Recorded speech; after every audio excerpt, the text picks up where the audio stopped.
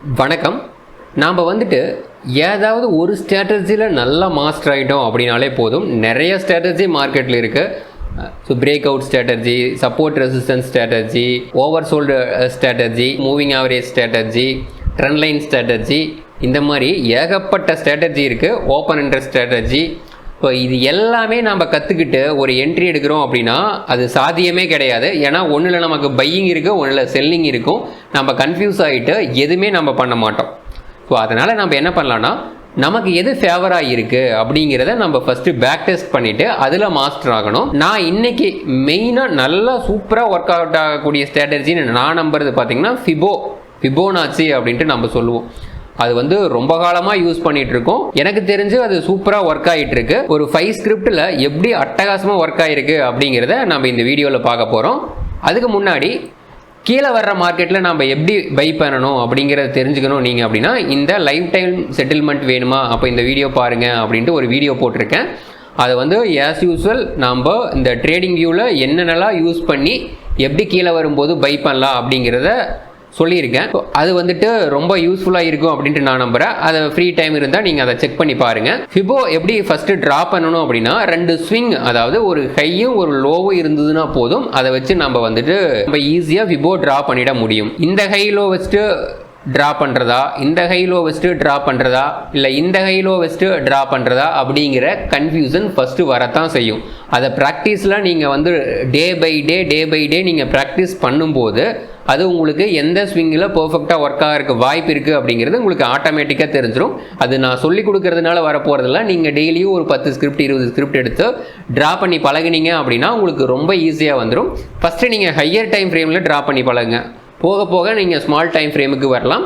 Higher time ஃப்ரேமில் அதிகமான candle இருக்காது. அதனால் நம்ம ட்ரா பண்ணுறதுக்கு ரொம்ப ஈஸியாக இருக்கும். நான் ஃபஸ்ட்டு நிஃப்டி எடுத்திருக்கேன். இதில் எப்படி ட்ரா பண்ணலாம் அப்படிங்கிறத நான் ஃபஸ்ட்டு பார்த்துடலாம். ஸோ இங்கே ஒரு ஹை இருக்குது, இங்கே ஒரு லோ இருக்குது. அதே மாதிரி இங்கே ஒரு ஹை இருக்குது, இங்கே ஒரு லோ இருக்குது. நான் மந்த்லி டைம் ஃப்ரேம் எடுத்திருக்கேன். இதுதான் ஃபஸ்ட்டு ஸ்கிரிப்ட்.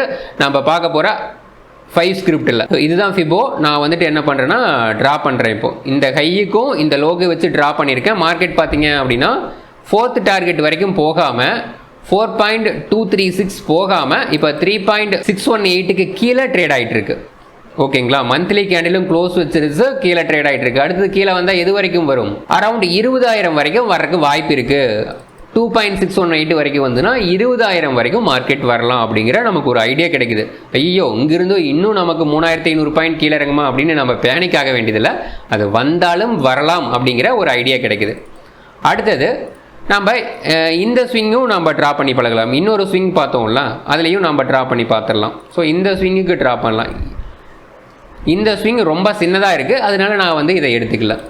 இப்போ பார்த்தீங்கன்னா மார்க்கெட் என்ன பண்ணுது? 3.618 வரைக்கும் போயிட்டு 2.618 பிரேக்லியில் இன்னும் க்ளோஸ் வைக்கல, அதுக்கு கீழே வந்துட்டுருக்கு. கீழே வந்ததுன்னா 20,570 அப்படிங்கிற லெவல் இதில் சப்போர்ட் இருக்குது. ப்ரீவியஸாக பார்த்ததில் நமக்கு 20,000 சப்போர்ட் இருந்தது. 20,000 to 20,500 வந்துச்சு அப்படின்னா நிஃப்டியில் ஸ்ட்ராங் பையிங் வர்றதுக்கு வாய்ப்பு இருக்குது அப்படின்ட்டு நான் நம்புகிறேன். ஈஸியாக உங்களுக்கு இதிலிருந்து ஒரு ஐடியா கிடச்சிரும். ஸோ ரொம்ப சிம்பிளாக நீங்கள் அனலைசஸ் பண்ணியிருக்கலாம். இதுக்கு நீங்கள் கிளாஸுக்கோ வேறு எதுவுமே பண்ண தேவையில்லை. இந்த ஃபிபோ டூல் எடுக்கிறீங்க, 2 ஸ்விங் எடுக்கிறீங்க, ட்ரா பண்ணுறீங்க, அவ்வளோதான். ப்ராக்டிஸ் பண்ண உங்களுக்கு எல்லாமே ஈஸியாக வந்துடும். இப்போ ஒரு ஸ்கிரிப்ட் பிரேக் அவுட் ஆகி ட்ரேட் ஆகிட்டு இருக்கு. அது என்ன அப்படிங்கிறத நான் கொஞ்சம் நேரத்தில் பார்க்கலாம். அடுத்தது பேங்க் நிஃப்டி பார்த்துடலாம். இதுதான் நம்ம பார்க்க போகிற 2வது ஸ்கிரிப்ட். இதுதான் லாங் ஸ்விங்கு. ஓகேங்களா? பேங்க் நிஃப்டியில். ஸோ இதுதான் நமக்கு ஸ்ட்ராங்காக கரெக்ஷனான ஸ்விங்கு. ஸோ இதை ட்ரா பண்ணணும். என்ன பண்ணுது? மார்க்கெட் 42,500 வரைக்கும் கீழே வந்தால் வருது. என்ன இவ்வளோ பெரிய லெவலாக இருக்குது? ஸோ இது வரைக்கும் நான் ஒரு ட்ரேடுமே பண்ணக்கூடாதா அப்படின்ட்டு நீங்கள் கேட்கலாம். ஸோ இது எல்லாமே நான் இன்வெஸ்ட்மெண்ட் பர்பஸ்க்காக சொல்லிட்டு இருக்கேன். நீங்கள் ட்ரேடிங் பர்பஸ் பண்ணணும் அப்படின்னா ஸ்மால் டைம் ஃப்ரேமில் இதே மாதிரி ஸ்விங் எடுத்து ட்ரா பண்ணி பழகினீங்க அப்படின்னா உங்களுக்கு அதனுடைய சப்போர்ட் ரெசிஸ்டன்ஸ் எல்லாமே உங்களுக்கு ஈஸியாக தெரிஞ்சிடும். ஸோ ஒரே நாளில் நம்ம அதில் மாஸ்டர் ஆகிட முடியாது. டே பை டே ப்ராக்டிஸ் பண்ணும்போது உங்களுக்கு ஈஸியாக வந்துடும். மேலே போனால் இது வரைக்கும் போகிறக்கு வாய்ப்பு இருக்குது. பேங்க் நிஃப்டி 58,500 போனால் நமக்கு ரெசிஸ்டன்ஸ் எடுக்கும். அதுக்கு மேலே போனால் எது வரைக்கும் வாய்ப்பு இருக்குது? 74,500. அதுக்கு அடுத்தது 84,000 ஃபைனல் டார்கெட் இருக்குது. இப்போ பார்த்தீங்கன்னா 1.618க்கு மேலே மார்க்கெட் ட்ரேட் ஆகிட்டு இருக்கு. கீழே வந்தாலும் இந்த லெவல் ஸ்ட்ராங் சப்போர்ட் பாயிண்ட்டாக ஆக்ட் பண்ணும் அப்படின்ட்டு நான் நம்புகிறேன். ஓகேங்களா? ஸோ அடுத்தது பிரேக் அவுட் ஆன ஸ்கிரிப்ட் ஒன்று இருக்குன்னு சொன்னல, அதுதான் இப்போ நம்ம பார்க்க போகிறோம். ஐடி செக்டாரில் பிரேக் அவுட் ஆகிடுச்சு.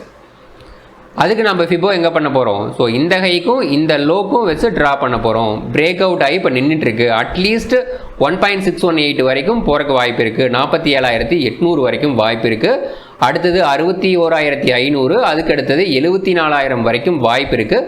இது எல்லாமே இந்த லோ பிரேக் ஆகாமல் இருக்க வரைக்கும் வாய்ப்பு இருக்குது. அந்த லோ எங்கே இருக்குன்னா நமக்கு 31,400 பிரேக் ஆகாத வரைக்கும் இந்த அடுத்தடுத்த டார்கெட்டுக்கு வாய்ப்பு இருக்கிறதா நான் பார்க்குறேன். இங்கே ஒரு கப் அண்ட் ஹேண்டில் பேட்டர்ன் விழுந்திருக்கு.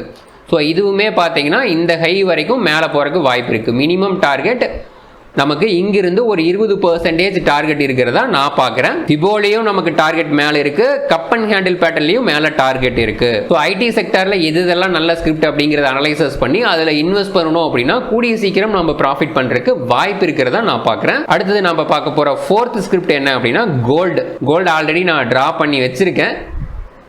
ஸோ இதில் பார்த்தீங்க அப்படின்னா இந்த ஹைக்கும் இந்த லோக்கும் நான் ஸ்விங்கு ட்ரா பண்ணியிருக்கேன். நீங்கள் கன்ஃபியூஸ்லாம் ஆக வேண்டியதில்லை பெருசாக. இப்போ பார்த்தீங்கன்னா 2.618 ரிஜெக்ஷன் ஆயிருக்கு, 2,800 ரிஜெக்ஷன் ஆகிட்டு இருக்கு. கீழே வந்தது அப்படின்னா 2,350 ஸ்ட்ராங் சப்போர்ட் எடுக்கிறதுக்கு வாய்ப்பு இருக்குது. அதுக்கு கீழே வந்தது அப்படின்னா 2,070 சப்போர்ட் எடுக்கிறதுக்கு வாய்ப்பு இருக்குது. இதெல்லாம் வந்தது அப்படின்னா சூப்பரான பையிங் ஆப்பர்ச்சுனிட்டியாக நான் பார்ப்பேன். 2,350 சப்போஸ் ஏதாவது ஒரு டைம் வந்துடுச்சு அப்படின்னா அந்த இடம் ஒரு அட்டகாசமான பையிங் ஆப்பர்ச்சுனிட்டியாக எனக்கு தெரியும். ஸோ நீங்கள் இன்வெஸ்ட் பண்ணணும் அப்படின்னா நீங்கள் சொந்தமாக அனலைசஸ் பண்ணி இன்வெஸ்ட் பண்ணுங்கள்.